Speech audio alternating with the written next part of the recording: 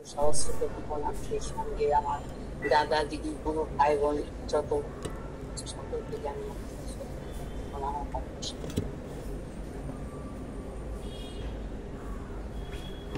আমি যে সমস্ত কথা বলার জন্য বসে আছি সেই সমস্ত কথাগুলো অনেক দিন ধরে সুপ্ত অবস্থায় আমার ভিতরে গোপন অবস্থায় ছিল, সেগুলো প্রকাশ করতে পারিনি।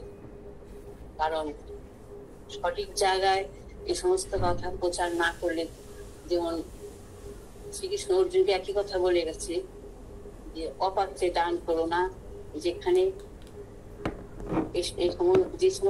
যেখানে ঠাকুরের সম্বন্ধে আলোচনা করলে এবং আমার সম্বন্ধে গোপন রহস্য আলোচনা করলে যেখানে অপাত্রে দান করা হয়, স্থান কাল পাত্র হিসাবে প্রকাশ করে সেখানেই করো। এই গুরুত্বতম কথা কোনোখানে বলবে না। আমার ঠিক সেই অবস্থা, কোথাও বলার মতো কোনো জায়গা পাইনি। আজ এত সুন্দর পরিবেশ পেয়েছি এবং সকলেই আমার কথা বলবে, আগ্রহে শুনবে, এতে আমি খুব নিজের মনে করছি। আসল কথায় বলি, তখন করোনাটা তখন প্রথম করোনাটা প্রায় শেষ হয়ে গেছে।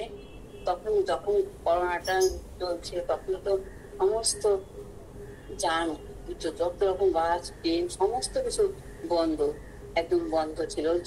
তারপর যখন ট্রেনটা নতুন করে খুললো, আর আমার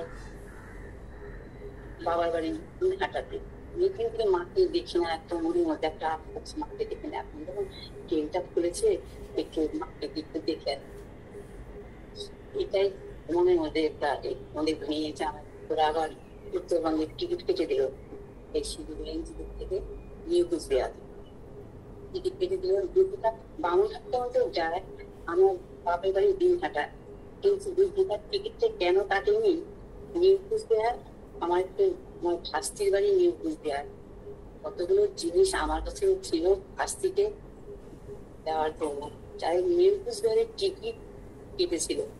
এখন আমি দুটো কিন্তু ব্যাগ আমার হাতে, আমি যাচ্ছি, তখন কড়াকড়ি চলছে। সবে ট্রেনটা খুলে এতদিন পর জায়গায় জায়গায় মেশিনপত্র দিয়ে সমস্ত প্যাসেঞ্জারদের চেক আপ করছে, স্যানিটাইজার দিচ্ছে, মানে ওখানে মানে গেট পাশ থেকে এক একজনকে অনেক রকম সমস্যা করতে হচ্ছে। তারপরে যখন আর কি আমি থেকে উঠে যখন জলপাইগুড়ি পর্যন্ত এসছি, তখন আমার একটা ফোন এলো যে আমার ভাস্তি আমাকে ফোন করে জানালো, পিসি তুমি আজকে সরাসরি চলে যাবো, তুমি কুচবিহার নেবো না, কারণ আমি দিঘাটায় যাচ্ছি। কারণ ওর বাপের বাড়ি আমার বাপের বাড়ি একই, ও দিঘাটায় যাবে, প্রতিদিন থাকবে, তুমি একদম সোজা চলে যাও দিঘাটায়, তুমি কুচবিহার নেবো না। এখন এই খবরটা পেয়ে তো আমার মাথায় বাস পড়ে গেল। এখন এমনি চারিদিকে কড়াকড়ি অবস্থায়, তখন আমি সমস্যায় পড়ে গেলাম, কাকে বলবো। তখন এই সংবাদ ফোন করে মেয়ে জামাই ওদেরকে আমি জানাইনি যে এখন আমি নিউ কুচবিহারে তো আমার ট্রেন, এখন আমি ওভারপুর পার হয়ে যে ব্যাগপত্র নিয়ে একদম আমি একা, আমি আবার টিকিট যে কাটবো নিউ কুচবিহার থেকে দিঘাটা অব্দি, আমার এখন যদি আমি টিকিট না কেটে উঠি একদম বিপদের মুখে পড়বো, আমি কি বলবো আমি তাদেরকে। এই একটা সমস্যার মধ্যে আমি সেই নিউ কুচবিহার ভাড়া কাটতে, নিউ কুচবিহার এই একটা স্টেশন যাচ্ছে, আর ওই শুধু ওই চিন্তাই করে যাচ্ছে। বাবা একদিন বলেছিল, ভক্তের কাছে ভগবান ভক্তির জোরে, যদি 100% ভক্তি থাকে, ভক্তি এমন একটা পাওয়ারফুল জিনিস, ভক্তির জোরে ভগবান আপনার থেকে তার কাছে চলে আসে। এইরকম ভক্তির একটা পাওয়ার। তখন এই নানান রকম কথা মনের মধ্যে আনসান করছে, কথা বলার তো লোক নেই, কার সঙ্গে শেয়ার করবো। মানে ওই যেহেতু রিজার্ভেশন কমপ্লিমেন্ট এক সাইডে এক জায়গায় বসে ওই বাইরের দিকে তাকিয়ে শুধু ঠাকুরের নাম ডাকছে আর জপ করে যাচ্ছি, জপও করে যাচ্ছি, সঙ্গে বিপদের ওম হিন্দি নম দুর্গে দুর্গে লক্ষ্মী সহা এটাই করে যাচ্ছে, কিন্তু বিপদে। তারপর আমরা করি শান্তির মনকে, ওম লিম লিম নম শান্তি শান্তি সর্বানিষ্ট নাশ। বিয়েও করে যাচ্ছি, কারণ অনেকটা সময় তো প্রায় 2 ঘন্টা 2.5 ঘন্টা। তারপর তারা ভ্রমণ নাম করে যাচ্ছে, এই করে যাচ্ছে, আর কোনো ধ্যান জ্ঞান নেই যে আমাকে এই বিপদ থেকে তুমি মুক্ত করো। কিভাবে করবে আমি জানি না, সমস্ত তার উপর ভরসা দিয়ে ট্রেন যাচ্ছে, আমিও যাচ্ছি। যেতে দেখুন নিউ কুচবিহার স্টেশন চলে এলো যথারীতি। আসার পর একে একে প্যাসেঞ্জার সব নেমে গেল। যাবে ট্রেনটা বামনহাট যদিও, কিন্তু পুরো ট্রেনটি ফাঁকা, রিজার্ভেশন প্রায় সব নেমেই গেল। হয়তো জেনারেলে আছে অনেক প্যাসেঞ্জার। নেমে যাওয়ার পর তারপর আমি হচ্ছে সাইড রোয়ারে অ্যালার্ম দিয়ে শুয়ে বসে আছি। আমার শুধু কানে একটা কথা বাজলো যে না, তুমি সাবধান মতো বাড়ি যেও, শুধু একটা কথা কানে এলো। কিন্তু যার কথাটা কানে এলো তাকে আমি দেখতে পাচ্ছি না। ও উল্টো দিকে, ওর পিঠ আমার পিঠ একই সাথে, কিন্তু উল্টো দিকে সে, আমি তাকে দেখতে পাচ্ছি না। যেই বললো মা তুমি সাবধান মতো যেও, কিন্তু তারপরে জানলা দিয়ে দেখি আমার মতো বয়সী এক ভদ্র মহিলা আস্তে আস্তে গুটি গুটি পায়ে হেঁটে চলে গেল। যার কানে শুনলাম এই পর্যন্তই। তারপর ধীরে ধীরে ট্রেনটি গিয়ে যথারীতি দিনহাটা স্টেশনে দাঁড়ালো। যেখানে দাঁড়ালো সেখান থেকে যে আমি যে গেটের পাশে গিয়ে চলে যাবো, দেখতে তো অটো করবো, অনেকটা দূরের ট্রেনটা দাঁড়ালো। দাঁড়ানোর পর সেখান থেকে দেখতে পাচ্ছি যে গেটের দুই দিকে দুইজন দাঁড়ানো, এবং খুব বচসা চলছে কারোর সাথে, কাউকে সাইডে রেখেছে। মানে কি যে হচ্ছে ওখানে বুঝতে পারছি না। এই সমস্ত কেউ হয়তো টিকিট কাটে, কেউ হয়তো নানান রকম ঝামেলা, কারো হয়তো একটু করোনার কিছু ধরা পড়েছে না, এরকম। তারপরে আমি তো ধীরে ধীরে ধীরে ধীরে হেঁটে এগোচ্ছি গেটের দিকে। ভিতরে আমার নানান রকম সমস্যা, কোন থাকে হয়তো আমার মুখ দিয়ে বেরিয়ে গেছে যে কি সমস্যার মধ্যে পড়লাম, হয়তো এই কথাটা বেরিয়ে গেছে আমার।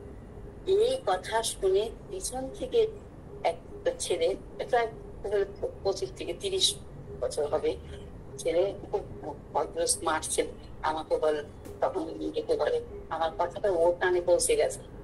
ও আমাকে বলে মাসিমা আপনি কোনো বিপদে পড়েছেন, আমি কি আপনাকে কোনো হেল্প করতে পারি?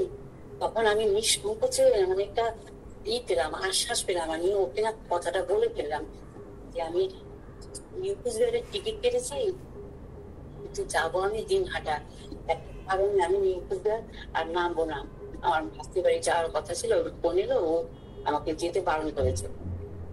তখন ও আমাকে হেসে বলে যে আমার টিকিটটা পকেট থেকে বের করে দেখে বলে, আমার মা আমার টিকিট দিনহাটা অব্দি কাটা, কিন্তু মা সারা রাস্তা আমাকে কিছু বলেনি।